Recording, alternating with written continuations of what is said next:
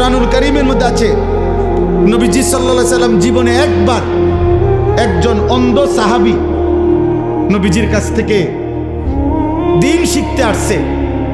নবীজি তখন মক্কার কুরাইশ কাফেরদেরকে দাওয়াত দিচ্ছিলেন। নবীজি ওনার দিকে তাকাইয়া ভাবছেন ও তো আমার পক্ষেরই লোক, আমার সাহাবী, তাকে আমি পরে বলি। তো ফলে ওনার থেকে চেহারা তাকাইয়া আবার ফিরে গেছেন, দিয়া কাফেরদেরকে দাওয়াত দিচ্ছিলেন।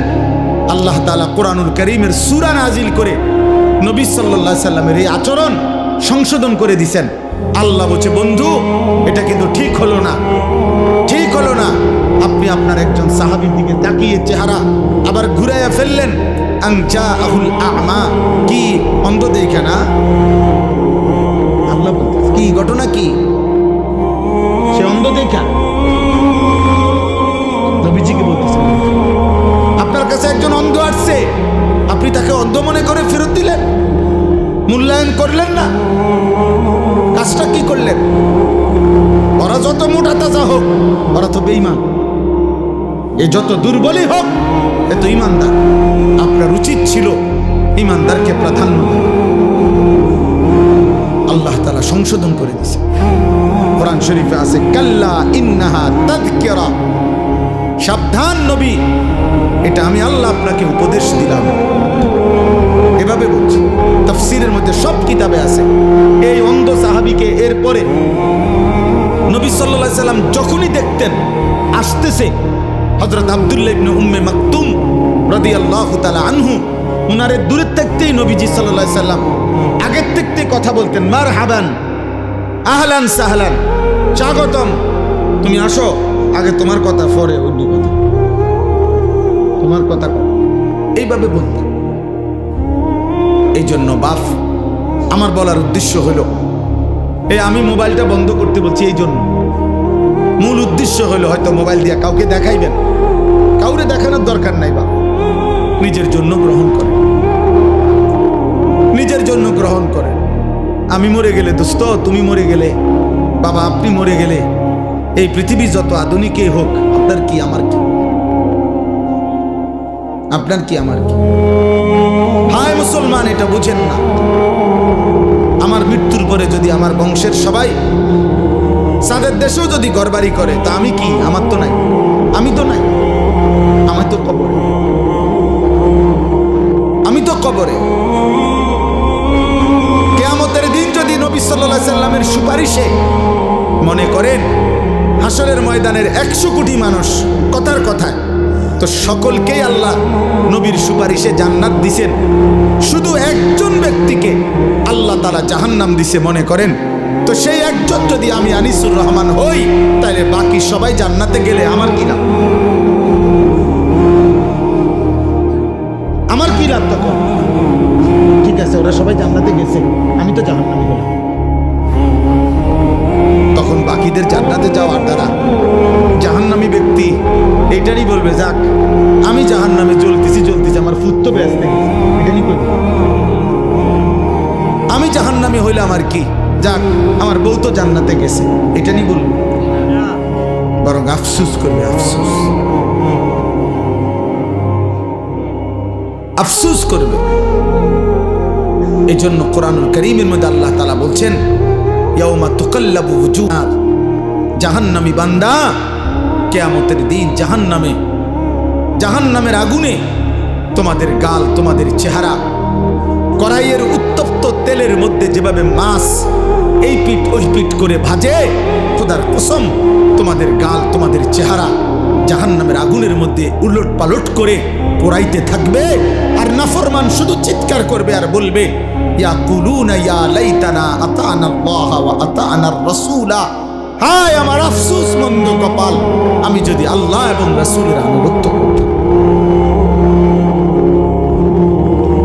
দোস্ত তোমাদেরকে বলি, বাবা নওজোয়ান, খুব বেশি ফুর্তি করছো, তোমরা খুব বেশি রঙের ঘুড়ি উড়াইতেছ, খুব বেশি তামাশা করছো। এই নতুন প্রজন্মের 14, 16, 18, 20, 25 বছরের কিশোর যুবক, তোমরা যা করছো, মুসলমানের সন্তান এমনটা মানায় না, উচিত না। মুসলমানের ঘরে এক মুসলিম মায়ের পবিত্র দুধ পান করে এত আত্মবিস্মৃত, আত্মভোলা, এমন আল্লাহ বলা, আখিরাত বলা হওয়া উচিত না। এটা সুফল আনবে না, খোদার কসম না। আখিরাত তো নাই দুনিয়ার মধ্যেও।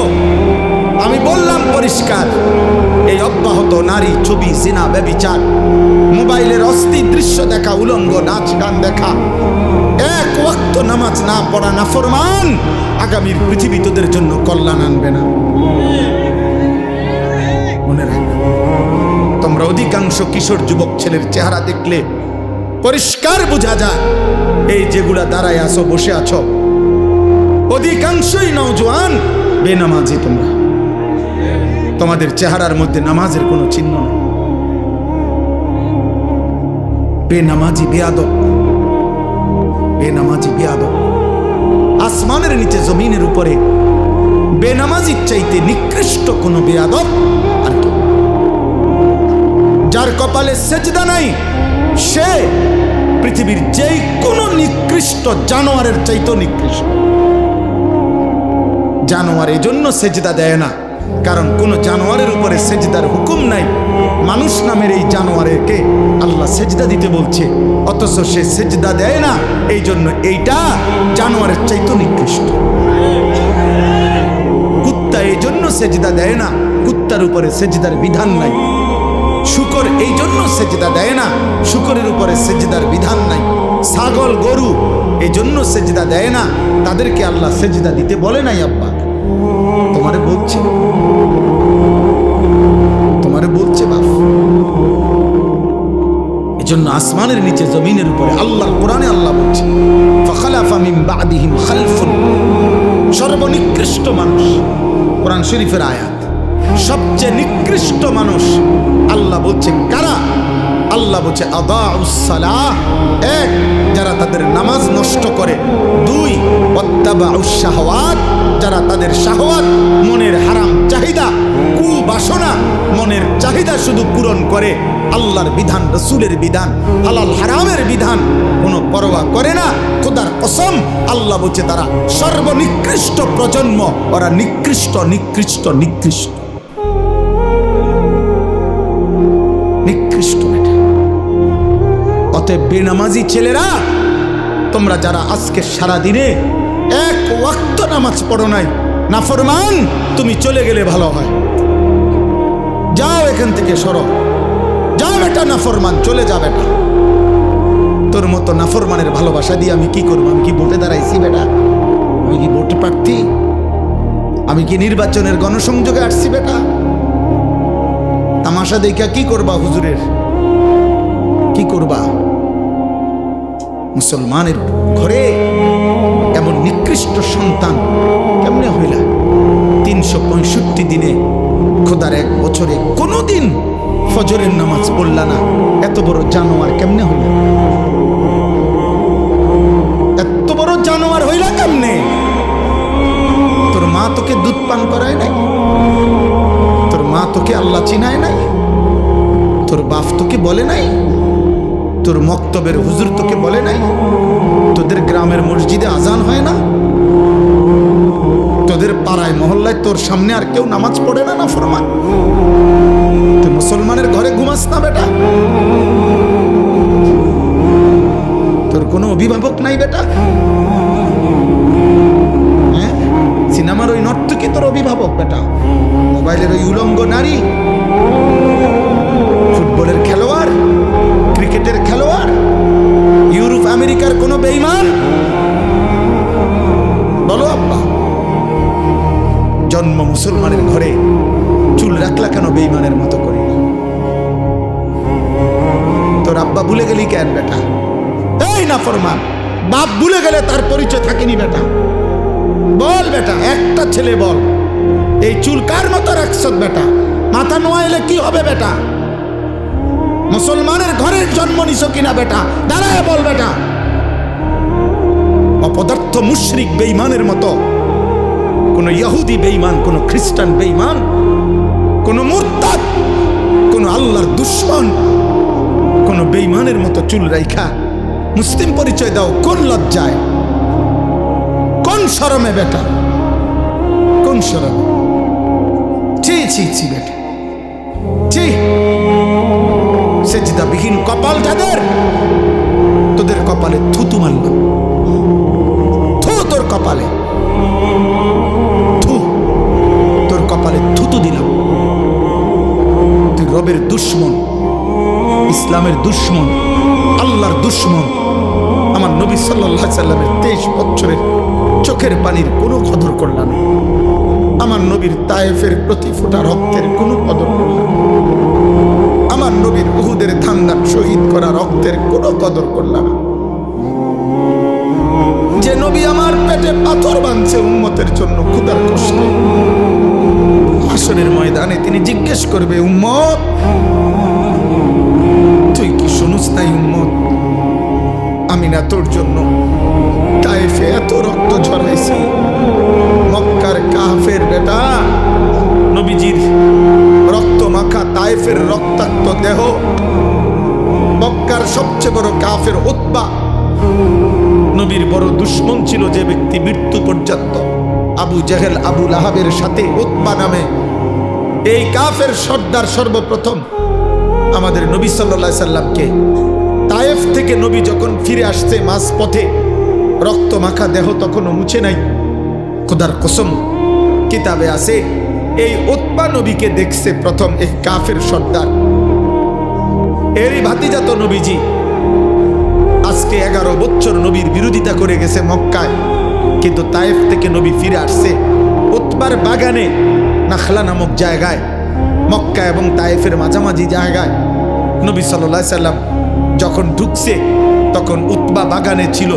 সে দূর থেকে তাকাইয়া দেখছে ভাতিজার সারা দেহে রক্ত মাখা, তায়েফ থেকে ফিরে আসছে।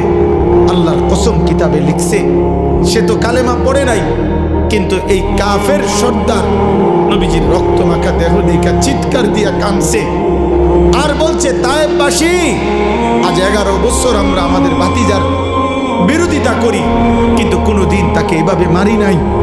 তোরা আমার ভাতিজারে কেমনে পারলি এভাবে মারতে?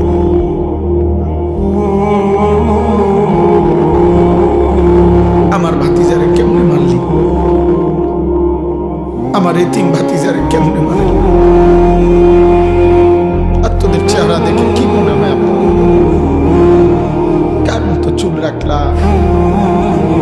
অধিকাংশ ছেলে দাঁড়াইলে যদি জিজ্ঞাসা করেন যে সারাদিনে একবার পেশাব করে পানি নিছ,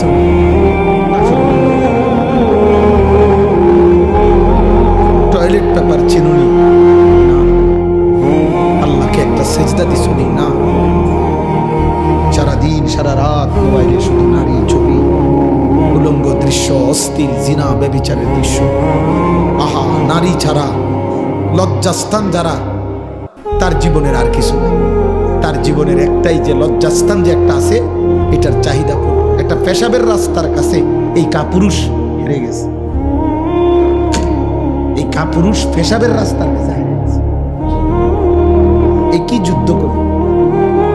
এই ইসলামের জন্য কি করবে? এ তো সামান্য পেশাবের রাস্তার শাহওয়াত, লজ্জাস্থানের চাহিদা। এর জন্যই এই সারাদিন নারী দেখে, ছবি দেখে, উলঙ্গ দৃশ্য দেখে। এ কি খাবারের চাহিদা পূরণ করে এটা দিয়া? তৃষ্ণার চাহিদা পূরণ করে এটা দিয়া? শরীরের মধ্যে সুস্থতা আনে এটা দিয়া? ভিটামিনের জন্য এটা? তো কি চাচ্ছে? আর কি? তাইলে বেটা কাপুরুষ, তুই বেটা পেশাবের রাস্তার কাছে হারে গেছ। তোর মতো আকামলা দিয়া পৃথিবীতে হবে কি? বল বেটা।